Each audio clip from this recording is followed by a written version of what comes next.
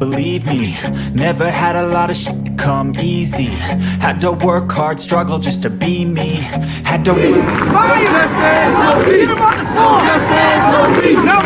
and what was left over I put towards my dreaming. But the only thing in life that has meaning are the things you gotta work for, believe me. Take into your hands a plan, your own hands can land your own brand. And damn, I feel like no one takes accountability. They want the credibility, convincingly unwilling to put in the hours it takes to get some power. Don't be f***ing sour, take a cold shower. Scream until you're louder, work until you're prouder. And f*** all the doubters, they're just your downers. I swear to God they all let me down. I always fought. I can tell you that 7 years after Freddie Gray, that was 2015, spring, April, May. This is 2022.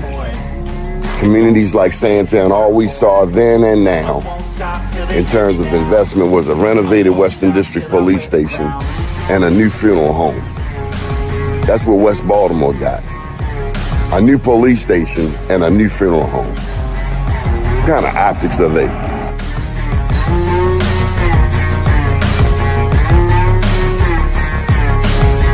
Was Freddie Gray any different than 1968 Baltimore riots? Dr. King's passing, killing, murder? This is the same? No, it wasn't. I mean, I think, well, first of all, people who are being violent and burning, that's, you know, all that's the same. But the point is what was the cause and what were they attempting to register? I always fought just to wear the crown. I'm off at these fucking clowns. I love you. They deserve an ounce. It's got next. It's only worth it if you work for it. I won't stop till they hear me now. I won't stop till I wear the crown. I swear to God they don't let me down. I always fought just to wear the crown. I'm off at these fucking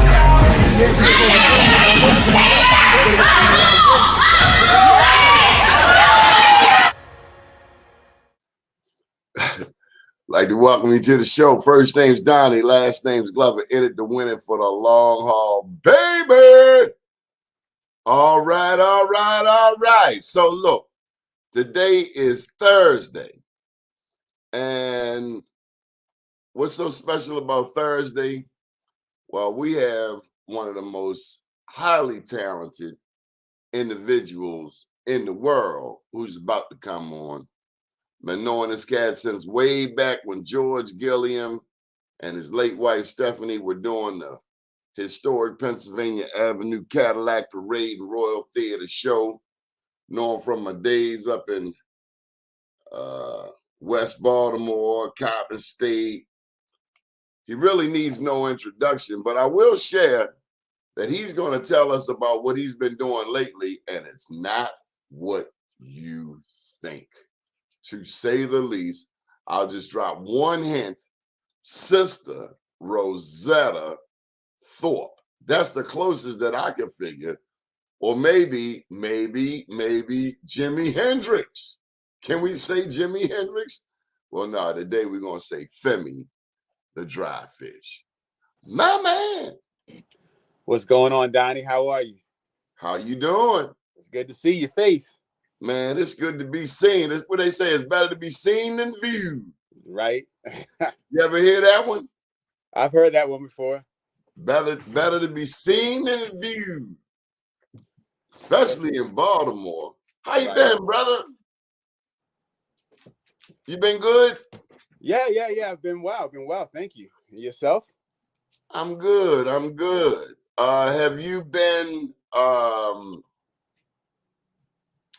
Have you been doing spoken word lately? Like, I would say spoken word light, not as often. I see somebody, I know the fifth L is in the house. Yeah, lightly here and there when Dave and I get booked for things, which is not as frequent as it used to be. That used to be our everyday hustle. Now it's like once in a blue moon, somebody be like, oh, could you guys come do this event? And we'll come out and we'll perform and we'll brush up old poems. Even though we still write new stuff, but you know, it's not always we get to test drive new material. So since we don't hit the clubs. When you see a Kendrick Lamar, what comes to mind? Kendrick Lamar to me is I love food for thought lyricists. I love artists that offer food for thought, honest food for thoughts, because sometimes we feel like just being positive is where it's at. But I just want to hear something that generates thought, that challenge the way we think. You know, He challenges my thinking. He says, "Show me something real." Right. You know, in my language, but the lyrics said, "Like an ass with some stretch marks," and it made me think. I'm an older dude compared to Kendrick Lamar, and I was like, "Wow." That's I love. don't know that I would have ever thought of that in a million years. Yeah, Kendrick offers food for thought. That's the you know, I just want to hear things that challenge the way we think. I feel like that's what I like to do in my work, but at the same time, I'm inspired by anybody that has food for thought. Just challenge the norm, even if it's wrong. Just at least challenge me. You know what I mean? Jay-Z said, "I respect the shoot. Y'all respect the one who got shot. I respect the shooter." Remember that? I remember that. Doom. But then Kendrick come back and say, "But the one in front of the gun lives forever." The one in front of the gun. The one. Yeah, like a direct contradiction. But then they tell me he has used some of Jay's material and Jay didn't charge him at all. I don't know if you can. I don't know how copyright works when you're like quoting someone in that fashion. I don't know how copywriting works. That's Lawyer. but I've seen a lot of people use lines from like Jay-Z's always used lines from Biggie. You know, and it's just he just uses the line to and then adds his own piece as the next line. So I've never understood how that works. I've never understood sampling. I understand it, but I'm a purist. I don't know if you know this, but I delve into the arts a tad myself, and for me, it's nothing like your own stuff. Lauryn Hill. But Lauren sampled. She was on the Fugees, so Wyclef was sampling. I was really thinking of her Miseducation album. Oh, Miseducation was a monster album. She ain't paid the musicians though. They had to come back and sue her. That's a huge story. That's a huge story. She didn't pay those musicians. They sued her. They definitely put a dent in her bank account because she made a lot of money off that album. You didn't pay them? You got to pay people. That's business. Maybe, I mean, you know, once again, maybe somebody was handling her business and didn't cover her end for her properly, because you know artists get caught up, and you know, and at that level of artistry, it's definitely very tricky. You know, with the finances. If I hired you to come out here and perform, and I told you I was paying you X amount of dollars, I need to give you your damn money and some if I appreciate you, if I want you to come back, if I want my name to stay intact. Because what happened when you don't pay people? I mean, you know, they talk bad about you, you lose business. But you know, the industry, this happens. You know, this happens in the industry all the time. This is Isn't like that an excuse for me? I'm not saying it's an excuse. What I'm saying is that it's a norm in the industry that you have to run behind your money. I have horror stories about times I had to run after money from well-established entities, like entities that have millions of dollars that back them. I don't get that. There's a place in West Baltimore. You've been all over the city, right? I've been all over the city. Have you ever heard of Leakin Park? Yep. See, where I come from, people that don't, you just look up one day and it's like, oh yeah, they are Leakin Park. You gotta pay people. Yeah, you can't take the dope man stuff, sell it, make the money, go shopping, flossing on Instagram, and think you ain't gonna pay that bill. Yeah, that's a wild analogy. Yeah, so yeah, I mean, it happens. It happens. I mean, my career has been that's been a thing, chasing after your checks, doing the show, and then having to run behind, and they get mad at you for bothering them after you've done the gig. They run you down to do the gig, and once you do the gig, because they want to pay you, they say they're gonna pay you after the gig. I don't And play after the with it. gig, I don't play with them. Shorty. All I need to know is that home address. We good. I'm gonna get my money. Getting all my money.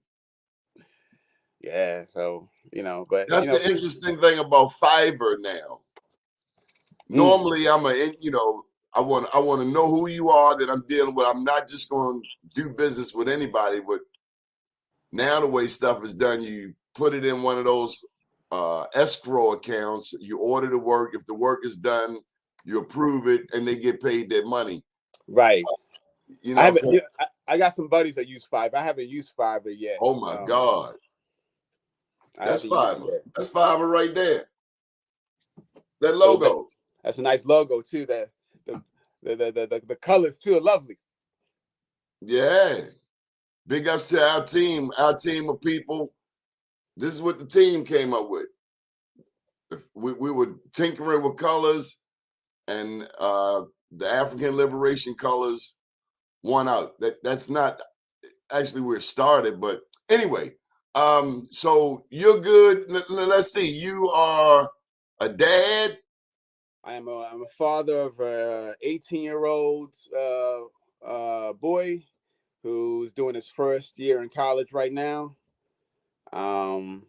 Just one child though. No more than that. Oh, you're not like Nick Cannon? Nah, I don't have that. I don't have the finances to back that kind of quest that he's on. What about the time? You know what? That's actually the real conversation. Is he able? Because I think that he's under the impression he has money and that covers it. His kid's gonna end up hating him worse than 50 Cent's son. Yeah, that's a whole yeah. They don't want to put it in public. You ain't supposed to have your private stuff in public.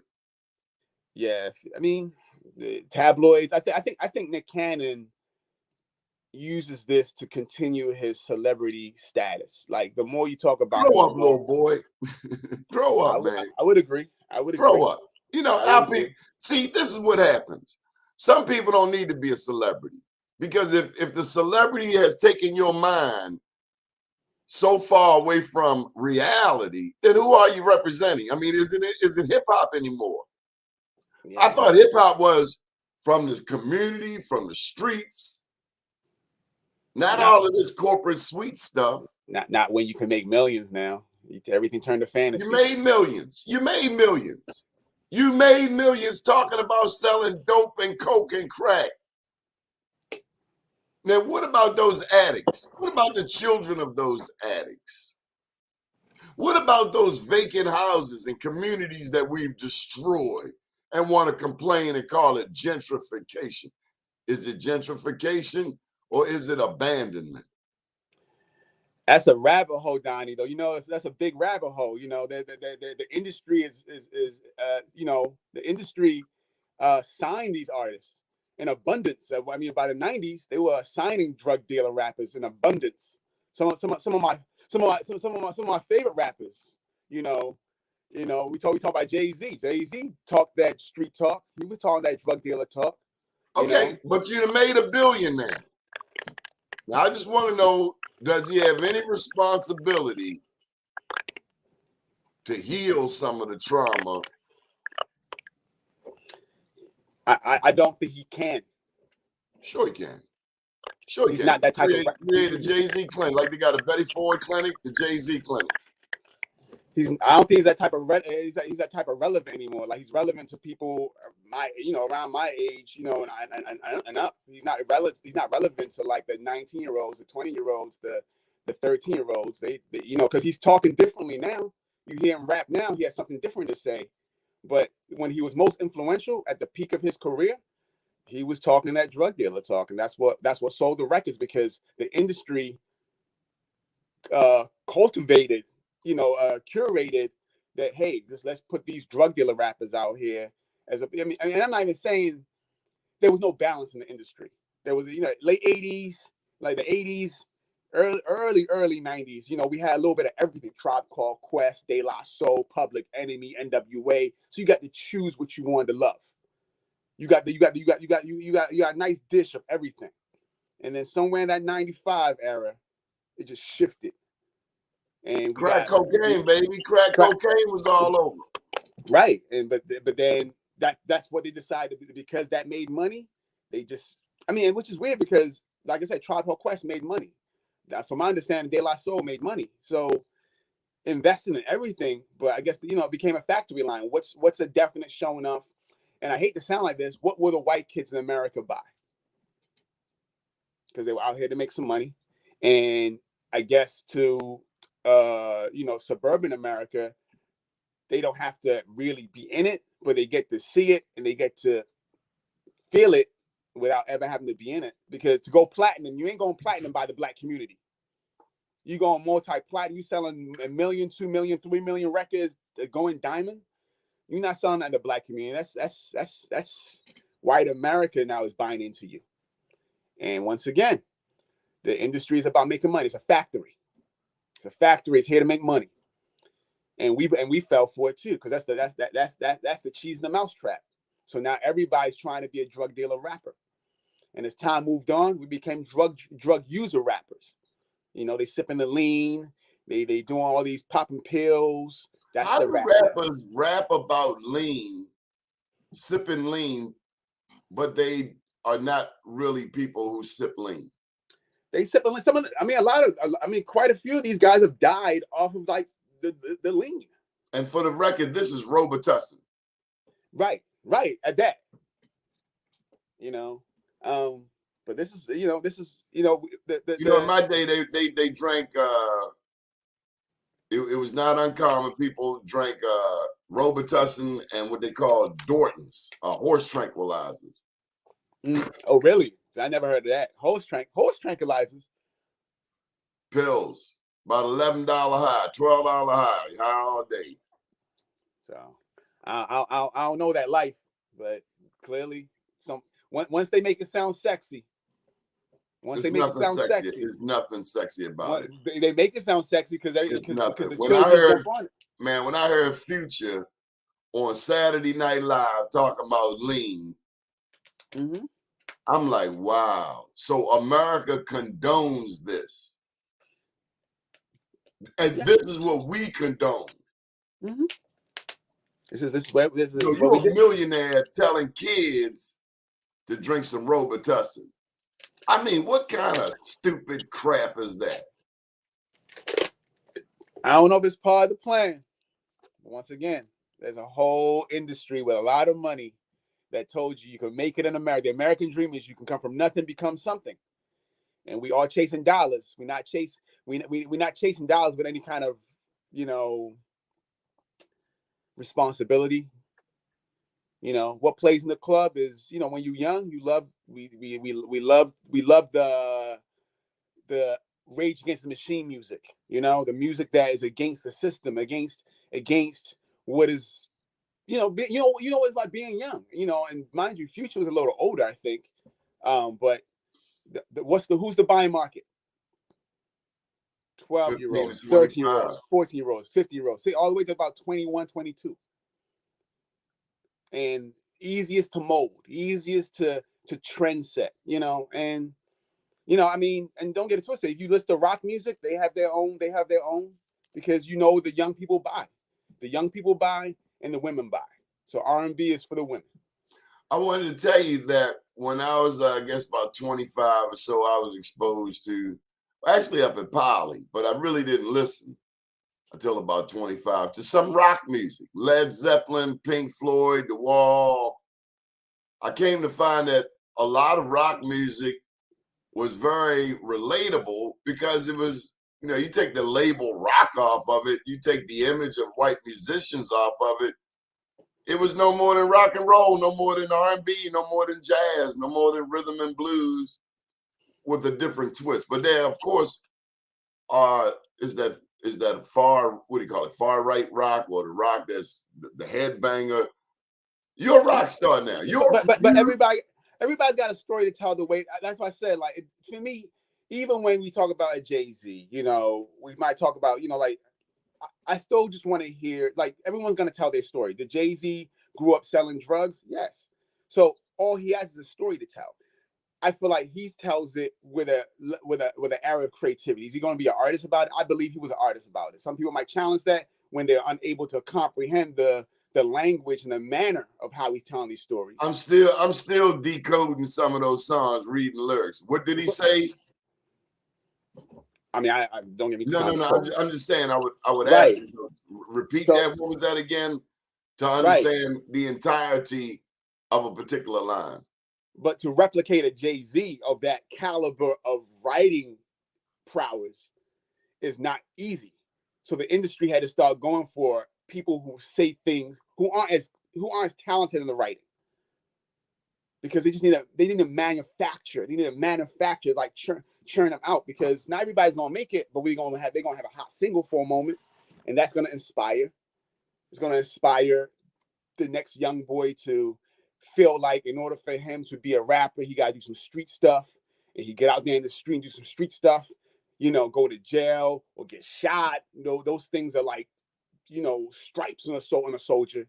And now they can be a rapper because now they've done some street stuff and they get to talk about it. But the writing ability is not as strong. He celebrates it in a way that is like, it's not what you want, because the whole point is, let's get out the hood. The whole point is, let's make it big. Let's get out the hood. But is that still a mantra? Let's get out the hood. When white people are moving back into the hood.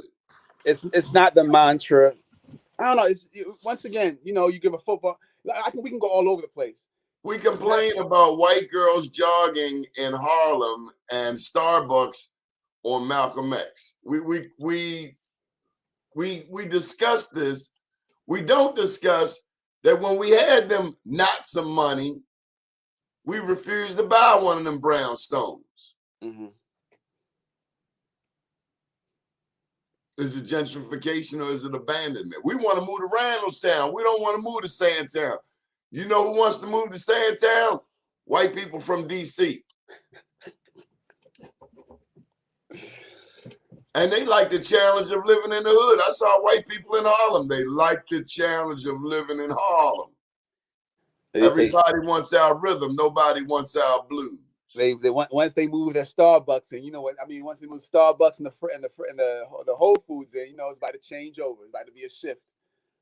But we had a chance, and we wanted to move. Are we confused? We are, and this is just my opinion. You know, we've been misled. You know, we wanted, you know, think about during segregation, there was such a push for us not to be allowed to be a part of them, that the minute we became a part of them, we let go of our own. And, you know, look at that. I always use, when you know, Dave and I always have this conversation, the Negro League, when Jackie Robinson ended up in the major league. And once he got in the door, then the door became open for more Black athletes to go in that direction. But what happened to the Negro League then? Like, we had our own. It wasn't. We had our own, and I wish we had it now, because we don't even play baseball. I can't even wear an Orioles hat these days, bruh. But that's an example of what we did with everything. The minute segregation was dropped, we let go of our corner stores. We let go of our, you know, like our neighbor. You know, I live in Emerson Village. You know, the sub shops aren't owned by us. We go there and eat all the time. Don't question a thing. There's a soulful spot in the village. It is not run by us. It is not a Black man or woman running that. What about the Pakistanis on Liberty Road with hip hop fried chicken? You Black see my point. Black people eating that chicken with sugar all in it. Talking about this is better than crack. This is like crack. It's addictive. But everybody knows how to sell to us. We don't know how to sell to them. And the only things we know how to sell to them is music and entertainment. And we don't even own those industries. Why don't we own distribution at this point? It's 2022. I think we try to own distribution. Anyone who tries to own distribution, I don't care how rich they are, they'll disappear. So move to another country. Started. What about Africa? They gonna dominate Africa too? The Europeans already dominate. They still own Africa. They still own Africa. They own the minerals, and they own the wealth. They own the Europeans got their hand. They never let their hand go. They might have gave countries independence, but it's not. Look, I mean, I'm Nigerian. You know, like look at the country of Nigeria. It's a corrupt country because it never really recovered properly to properly establish itself from England's rule. You know, I am often excited when I meet a Nigerian because I'm going to ask you, are you Yoruba, Igbo, Edo, Eko, Hausa? I'm Yoruba. Yoruba. So Yeah. Oludumare. Yes, I am Oluwafemi. Oluwafemi. It's my full name. 200 million Nigerians. Mm-hmm. What do they think of the average African American? Well, based off my father, not very highly. Why? Just bought into whatever propaganda that's been shipped over there through the television, through the news. You know. So before we even meet our Nigerian brother, before our Nigerian brother ever meets us, we already have a stereotype. I have a stereotype as an African American that a white man in a loincloth is swinging on a vine through Zulu village. That's what I'm supposed to think. And you're supposed to think that the people, African Americans, are thugs, hypersexual, irresponsible, and lazy. Don't forget lazy. Yeah. And I won't say everyone, but like I said, it's definitely an overcast. Like when I moved here, my dad gave me strict instructions. You know, do not get locked up. Do not bring shame to this family. No. My father went as far as to say, do not mix with these African Americans. And mind you, I went to Walbrook Senior High School, which is all black. And I lived in West Baltimore, where I lived was all black, and I was not allowed to have black friends. You know, and I had friends in school, but I didn't go outside. You know, I didn't hang out in the streets because that was against the rules of the house.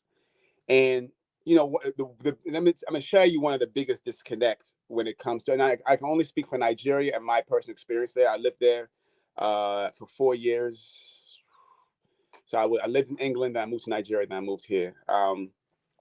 One of the biggest disconnect is when I lived in Nigeria, it was never taught in any school I was in, and I've asked around to other Nigerians that I'm close to. It's not taught in any school, grade school.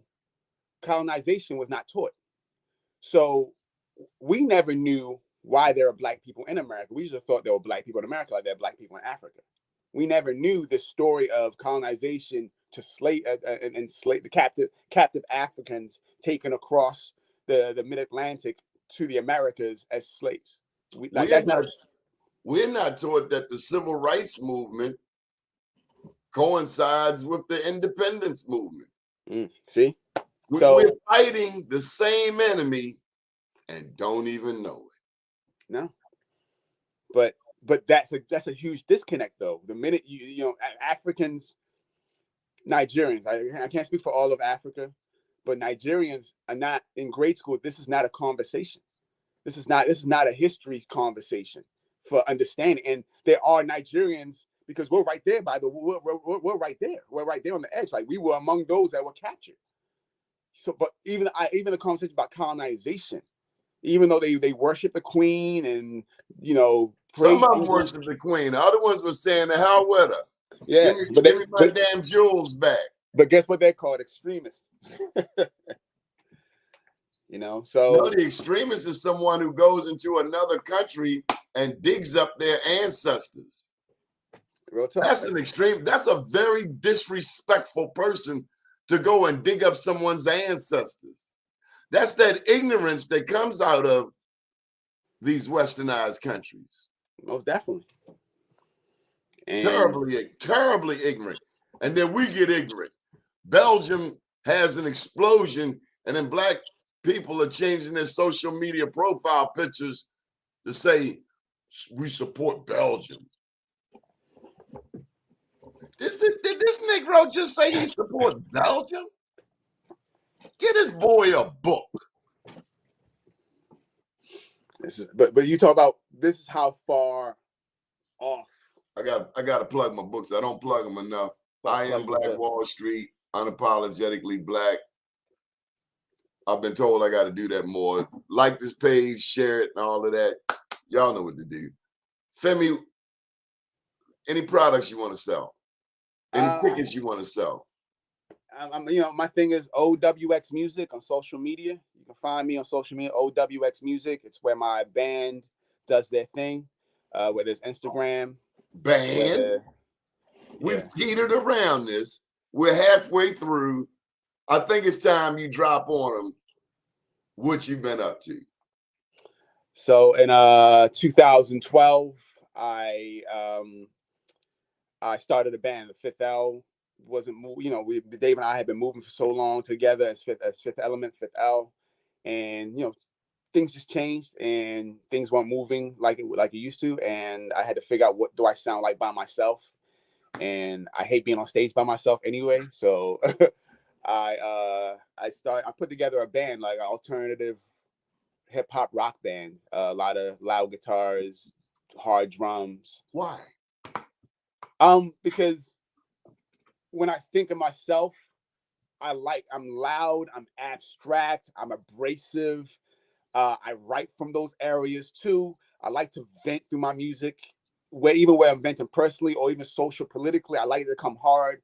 I like that Public Enemy feel. I like that Rage Against the Machine feel. I like that Dead Presidents feel, and the sound that I felt would complement the style of energy that I am. And this is without David, because when you're in a group, you're sharing a space and you have to find a way to make sure the sound you're presenting mirrors the two of you. So David and I was more of a hip hop spoken word thing, but by myself, I felt like rock is the sound that complements my energy. And I like to give a good show. I'm an energetic person. I want to jump around the stage, and I linked with one of my homeboys. It just came to me. What's that? Is this a part of your British influence? My British influence coming out, yeah. I would say so. I grew up listening to Queen, Rod Stewart, Adam Ant. But also, once again, I also grew up listening to Jackson 5, Michael Jackson, Lionel Richie, Kenny Rogers. When you were over in England, did you learn about Michael X? No, never. I never heard of Martin Luther King until I came to America. I didn't have a Michael X in London. London. Michael X, is that the guy from the He's a civil rights leader. No, never heard of him. So Donnie, another thing you don't know about me. When I lived in England, I mostly lived in a foster care situation, and I was raised by white folk. All those situations. Not I don't say a lot. All those situations, I was in white folk home. So who my guardians were white folk until my mother came and got us, and I was about 10 years old before. What did you learn? What did I learn? Yeah.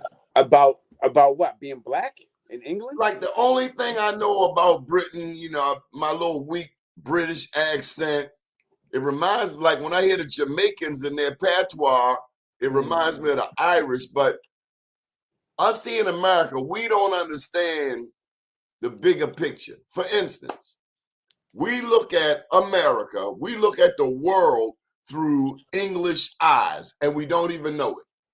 Yeah. Classic example. Did you know that Spain was not that Florida was not a part of America until 1831? Florida. If you escaped from Georgia, Alabama, Louisiana, and you made it to Florida, you could be free. I write about it in my book, Florida, because that's where it all started. I've never heard of that. Right. So it's so much about it, but everything we know about America is through British eyes, not French, not Spanish. The French were here, they own Louisiana. when America bought Louisiana, the Louisiana Purchase, they then got another 2/3 of the rest of the country because we were only on the East Coast at first. You go down to New Orleans.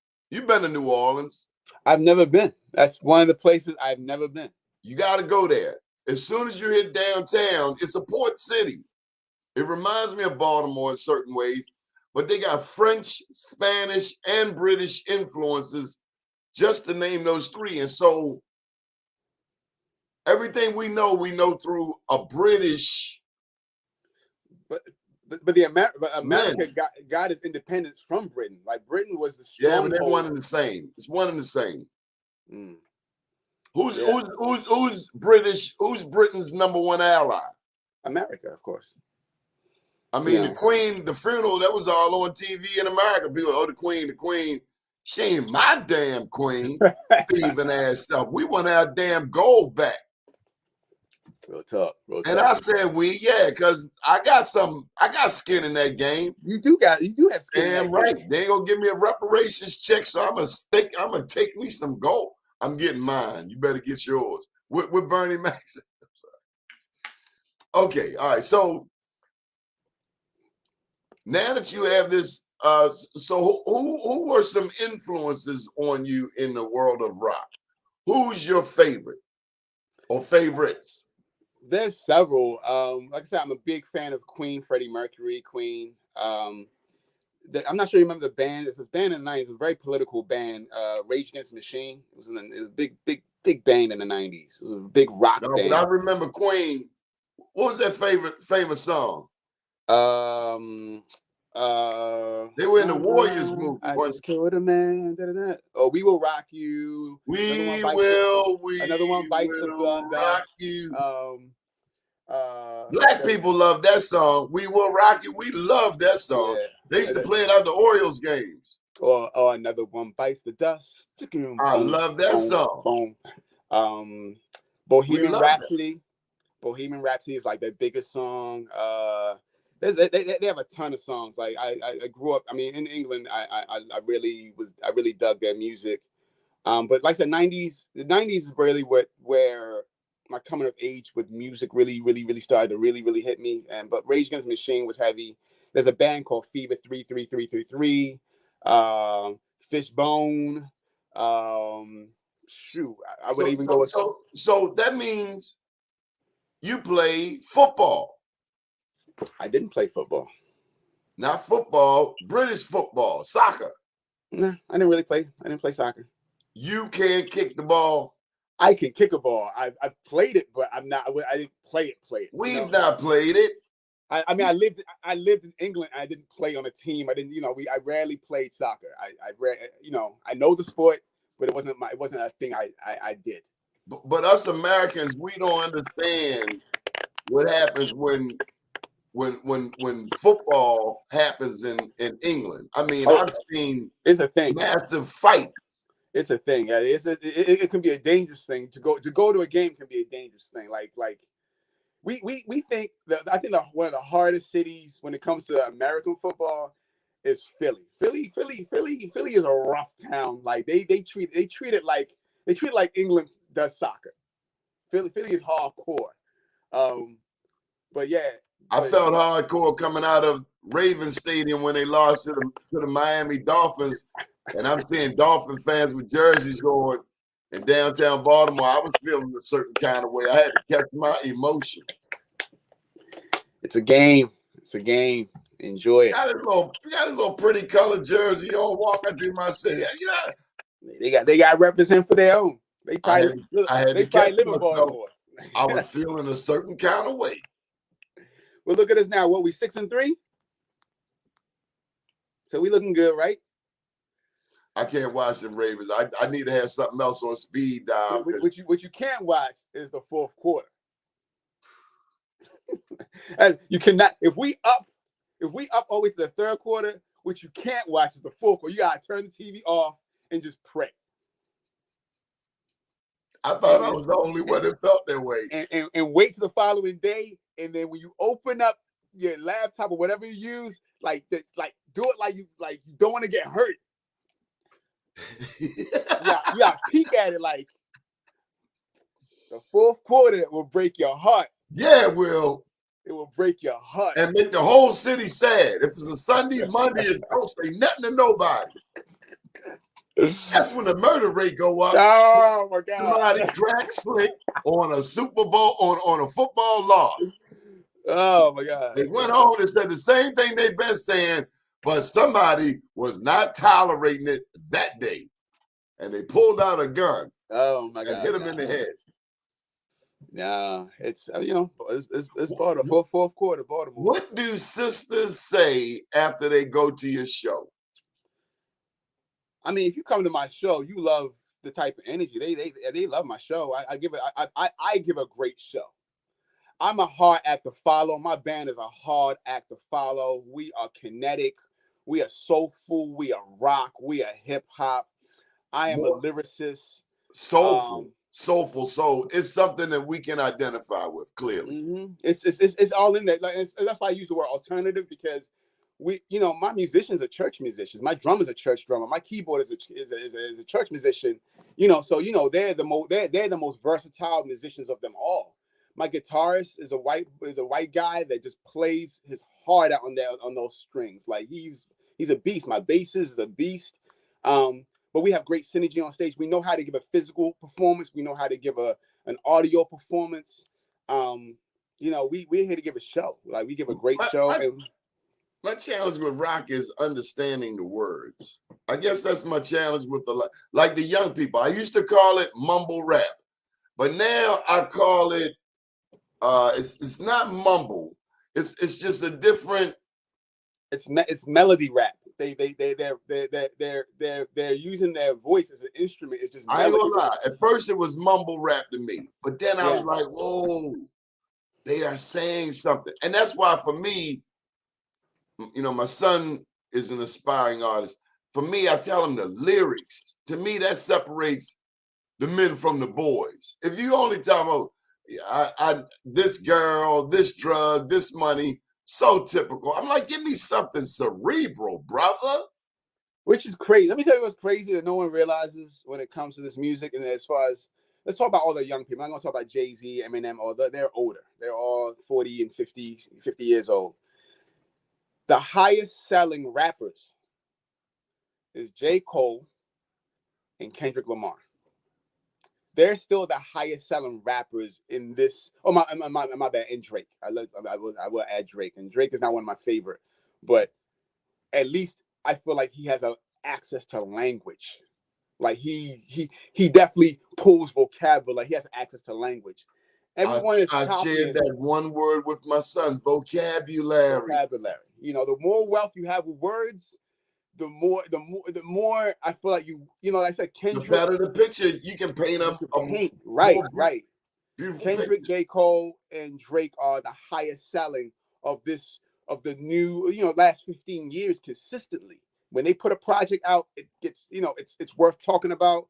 J. Cole, Kendrick puts out an album every like 3-4 years. Like he doesn't even flood the market. He knows that when he puts one project out, it's gonna stay. It's gonna burn on society. J. Cole is great because the two of them are great for food for thought lyrics. They're great for food for thought concepts. They're here to say, hey, I have something to say, and I have something for us to think about, including themselves. So they're not even rapping to the audience. They're rapping to themselves and including us in the conversation. That's what they do. Ooh. I'm feeling that. They rap it, they're ministering. Mm-hmm. But to themselves, and we're just a part of this conversation. Because at the core of this, we're all going through the human experience. I've been paying attention. Kendrick Lamar has a little skits with the devil, don't he? Yes. But it reminds me of DMX. Even the song, he has a song in this new project called, I think it's called, is it called Domestic Violence? Where he's like, him and his girlfriend are having this intense, vulgar argument. It's one of those, and we've all had these arguments. We've all had these arguments with our women at some point in time in our life, maybe in our early life, whatever. But it's intense and ugly.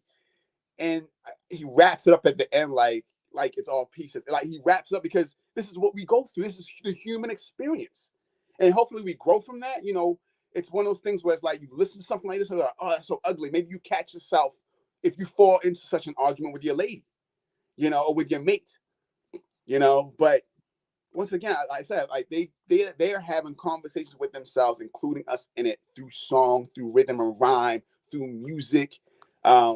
And like Kendrick has amazing videos. Like his videos are like the kind of videos that should be studied.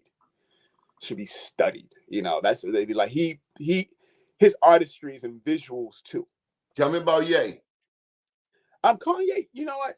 So I'm a Kanye fan for at least the first 7 albums, 6, 7 albums. What's going on with him right now? That there's a thing with Kanye that I've never been excited about. The way he wants attention. I can't tell, you know, some of the things he's done recently. I can't fall behind. Some of it is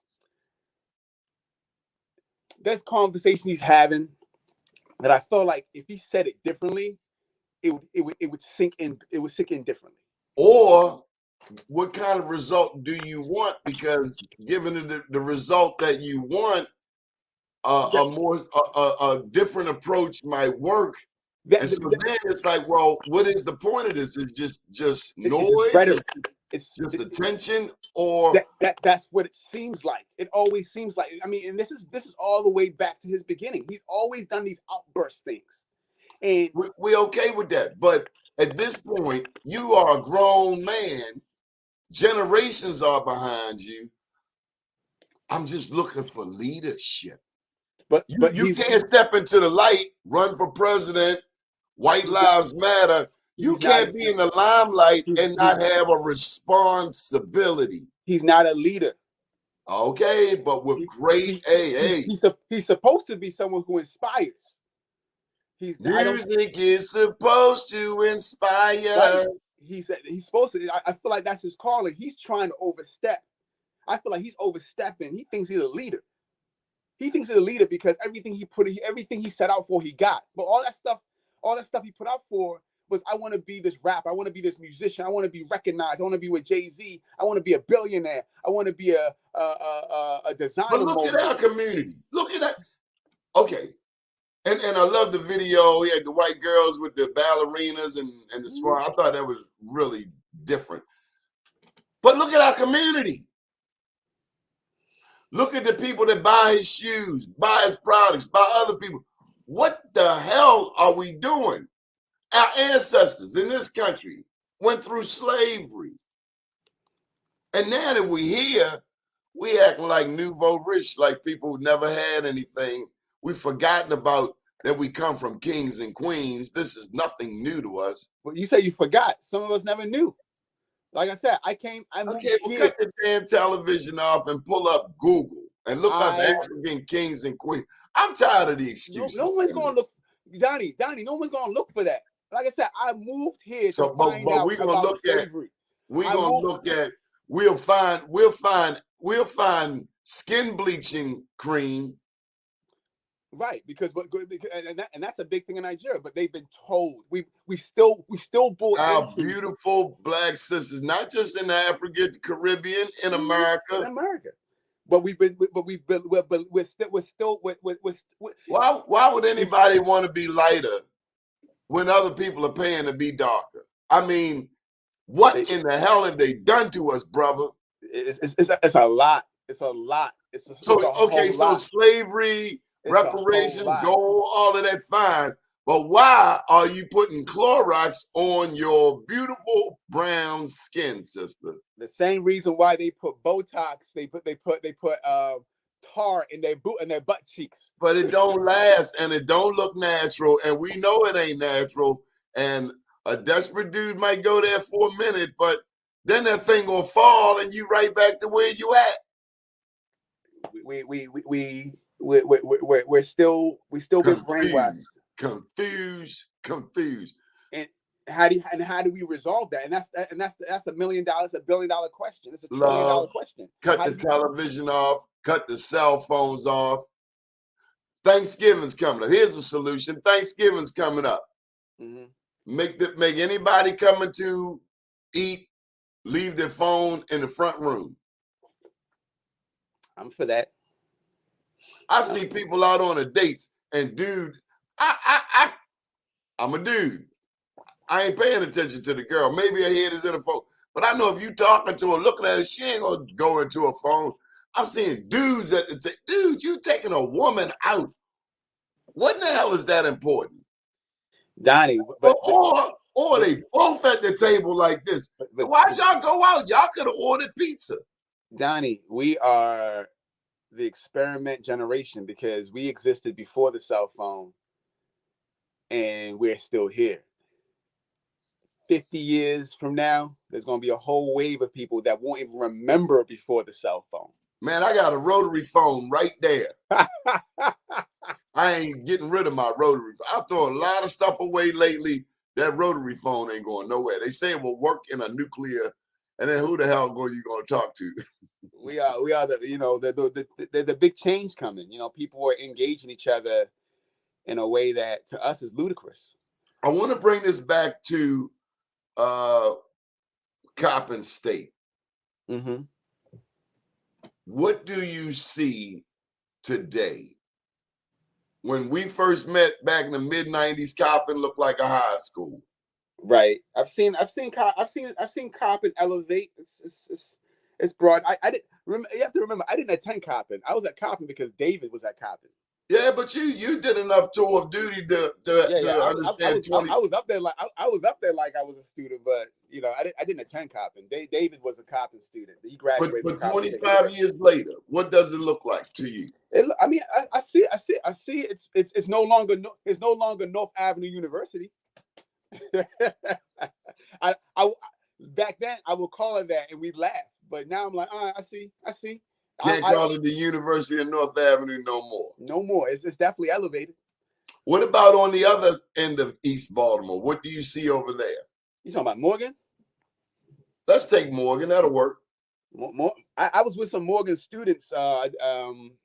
Goodness gracious, maybe about a month or two ago, I was with some Morgan students, and they were sharing with me. It's gotten. I mean, I guess it's always been a little dangerous over there, but it's gotten a little. There's been shootings and all kinds of it's like a regular occurrence now.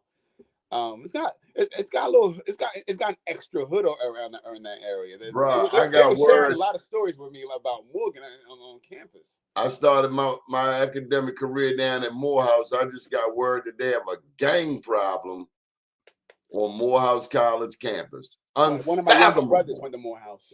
Unfathomable. One year we were talking about dudes wearing skirts and dresses. Now they talking about gang wars. So I still love Morehouse. Well, I had some wonderful experiences there. Really impacted my life. And it don't matter where you go, as long as you learn something. You can go anywhere. You can go anywhere and not learn. You can go anywhere and learn. Yeah. So I wasn't going to do this, but I think I would be remiss if I didn't say that I can fall back in case you want to share any thoughts with the people. But listen, I'm proud of you, man. I'm proud of you. Have 25 years, and I'm expecting a book or something, or album or something to drop to crystallize. How many years has it been as an artist? Professionally, I would say professionally, probably like 80 since 89. I mean 98. So you're looking at 25 years, and that's why when I called you, that's really I've known this cat a quarter century. Yeah, and look how many people have come and gone since then. Look, Freddie Gray, the Avenue Parade. You've watched the Avenue go through iterations. You remember a time when you would never see white people on the Avenue ever at all. It's different. It's a different time, They're in my alley now. Those who are addicted. Hey, look, I'm not like I'm in West Baltimore. It's starting to change also. I saw a Caucasian lady running up Fremont Avenue. I I said, see them hold jogging on. there all the time. I'm like, something. I don't run up Fremont Avenue. You're pretty damn bold. Let me see what I got. I got about what 5 about You can, hey, you Femi, bro. You got carte blanche. I'm gonna do something I do with my band. I'm gonna do acapella. So just hear me. I hope you feel this. This is for Baltimore. This is Baltimore, the most underrated North-South city. Pretty greedy, boarded up with a whole lot of possibilities. Wasn't born here, yet proud to call this place my home. A new test-born immigrant with nowhere else to go. This is be more, be beautiful like our heart's desire. We shine sunrise, single moms be tired. Raising children to survivors with charms that light up. Corruption and prejudice was the real reason for the riots. This is Birdland home run calls. 2 rings, Ravens claw. Be Gaddy, Dawson family, Freddie Gray, tears fall. Beyond the block, save a dope boy before heaven calls. Off the corner, half and half, chicken box with hot sauce. With the club bounce, got our own sound with gold fronts and a big smile where room works. Right now, I see you around downtown. If you call this body more murderland, I guarantee. You don't love this city. I'm bona fide. I say Baltimore with a T. Baltimore. To inspire. We be more than the wire. Raising children into survivors with charms inside. I represent Baltimore. To inspire. We be more than the wire. Raising children into survivors with charms inside. This the city of hard luck. Squeegee boys out here just trying to make a buck. Ceasefire just wants all the violence to stop, while politics serves only the cream of the crop. Rarely benefits us. 12 o'clock boys willies pop. Cops in the beat like Baltimore hip hop. Lost boys forgotten in the back of lockup. Charm City is rough like heroin addicts in love. Methadone nodding off at Lexington Market's auction block. As corny as it sounds, still just say no to drugs. Use all that you have to fight the hate with your love. Yes to more hugs. Club music's a paradox. We dance with our hearts. This where 300 men march. Like this is Sparta. We leave a mark. Footprints in the dark. We talk the talk. Doug eat Doug. Baltimore versus Yahoos. Crabs in the barrel is not a metaphor meant for us, Baltimore. To inspire. We be more than the wire. Raising children into survivors with charms inside. I represent Baltimore. To inspire. We be more than the wire. Raising children into survivors with charms inside that light up. Yay! Love that, man. We be more than the wire. Oh, man. We be more than the wire. I used to travel, so in all my travels, whenever they sound from Baltimore, the first thing people say, The Wire, and I used to hate it. But you took it and made it into lemonade. 300. I like that. 300. I love that movie. I was talking about the Brothers 300s that was walking through the streets of Baltimore.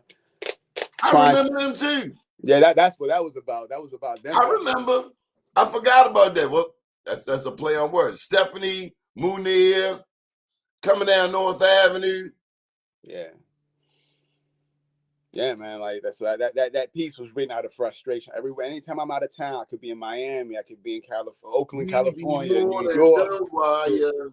We be more than the wire, because people act like the wire is our defining thing. Like the wire is like, nah, we do a lot of things out here.